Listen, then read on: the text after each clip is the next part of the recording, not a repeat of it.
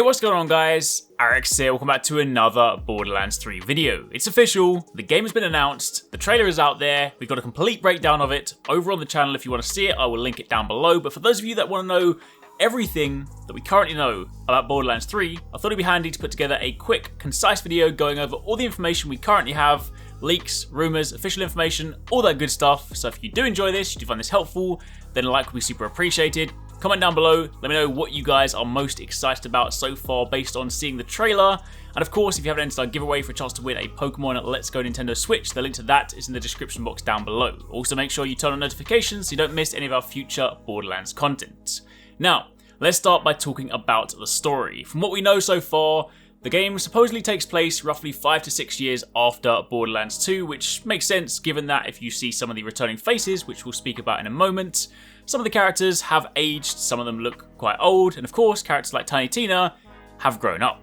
It seems that the story will centre around the Children of the Vault, with the Calypso twins being the main antagonists. We have Tyreen and we have Troy. From what we know from the leaks, do bear in mind this information was leaked, but based on what we've seen in the trailers, a lot of it does seem to line up quite nicely. So from what we know so far, supposedly Troy has the ability to borrow or siphon siren abilities, given his blood link with Tyreen, who is a siren. Now all sirens up until this point have been female, so Troy being able to potentially use this power is actually incredibly interesting. The scene where Lilith is looking kind of beaten up on the ground in the gameplay trailer, she doesn't actually have her siren tattoos, and you can see in the background that Troy and Tyreen are performing this kind of arm lock, perhaps some sort of power transfer. So this definitely lends credence to the theory that between them, they are capable of siphoning siren powers. Outside of that, we don't know much other than the fact that us as Vault Hunters will more than likely want to open the vaults. It's kind of what we do, and it seems that the Children of the Vault are going to stand in our way. So naturally, battle will ensue.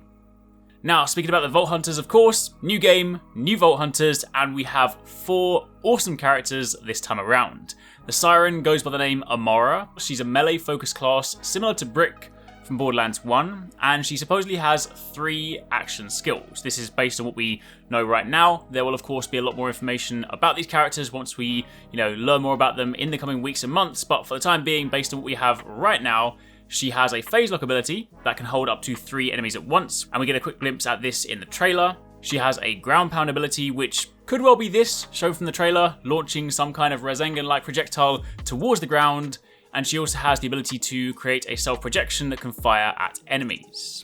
We then have the operative, Zane, who is going to be similar to Zero, so he's essentially this game's assassin. He can supposedly throw out a decoy for aggro, which we see shown in the trailer, or at least we see him creating the decoy. And he's supposedly known as this wealthy character with some rather classy customization. Not much about his abilities known outside of that, so for the time being, that's Zane.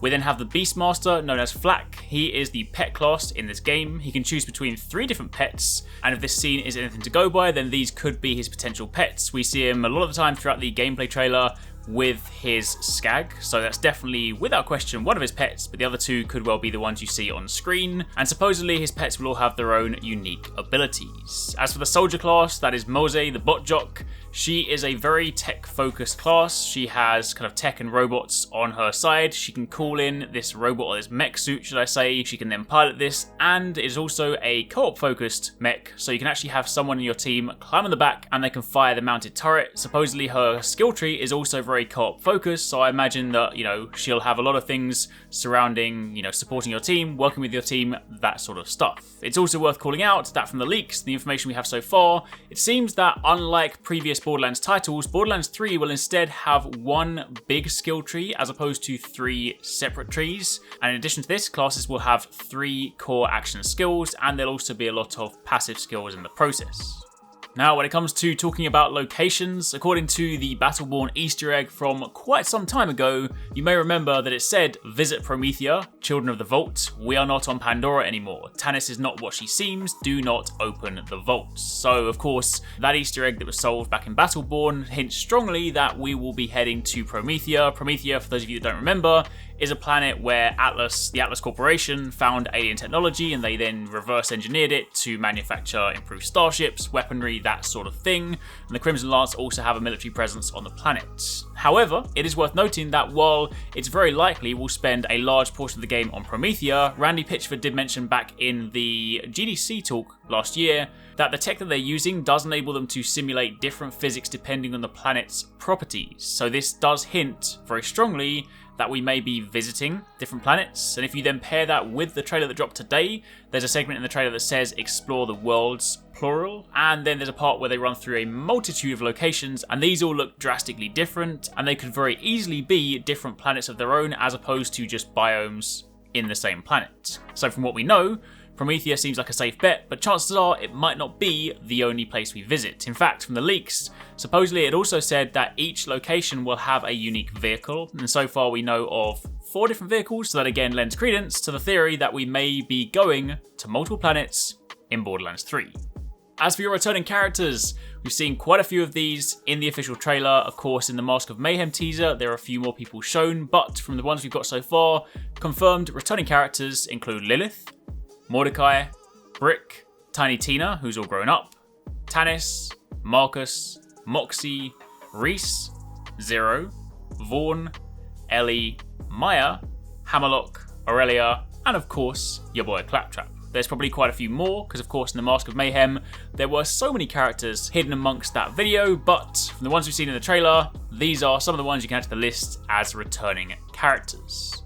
As for the enemy front, there are lots of new and returning enemies. We have plenty of bandits. I mean, it's kind of what you expect in this game.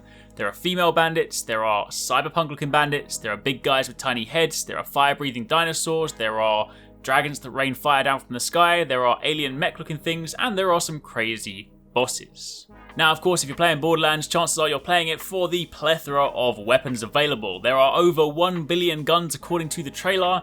There are guns with legs. There are tons of guns shown in the trailer. It's also said in Borderlands 3 that weapons are going to have more parts to them, supposedly, according to the rumors. And it's also said that there'll be some sort of weapon customization too. However, the details on that are unknown right now. So, you know, obviously take that with a pinch of salt or do what you will with that information. Did I also mention there are guns with legs? Also, there's a chance that Elon Musk's flamethrower, or not a flamethrower should I say, might even make it into the game. In a Twitter exchange last year between Randy Pitchford and Elon Musk, he did actually say that he was going to add the weapon into the next Borderlands game, and he even asked Elon if he would like to write the flavor text for it. So, look out for that when the game launches. And speaking of which, when is the game going to launch? So, we don't have a release date right now. They did not announce that during PAX. However, it is worth noting that in last year's Take-Two earnings call, they did state that the game that everybody wants them to be working on, which of course we now know to be Borderlands 3, is going to launch in the fiscal year of 2019. And given that Borderlands games have historically launched around September, October, I'd be willing to bet we'd be looking at that sort of time frame this year. It's also worth noting that in a podcast discussion last year, Randy Pitchford said that the gaming landscape is changing, and gone are the days where people are happy to wait years after announcement for a game. The landscape has changed so that now people are very much more expectant that once a game is announced, they can get their hands on it very soon after. So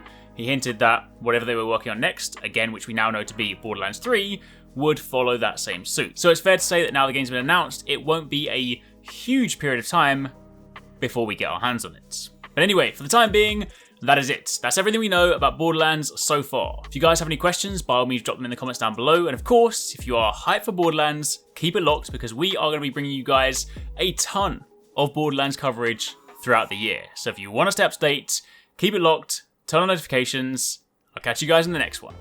Thanks very much for watching, guys. I hope you enjoyed the video. If you want to check out some more awesome stuff from us here at Arekkz Gaming, then you should definitely try to catch 269 and Paradise Central streaming 6 days a week. You can find a link to the multi-stream in the description box down below. They play a wide range of games, and what's more, we also have the Endgame store. By watching their streams, you earn currency, and you can redeem that currency on the Endgame store for really cool prizes. Those can range from things like games, comics, and figures, all the way up to controllers, capture cards, and even consoles. So definitely drop by and become part of the community. Of course, if you enjoyed this video, then make sure you're subscribed and be sure to click on that little bell icon to turn on notifications so you don't miss our next upload. You can watch more videos by clicking on the options here, but once again, thanks very much for watching, take it easy, catch you next time, peace out.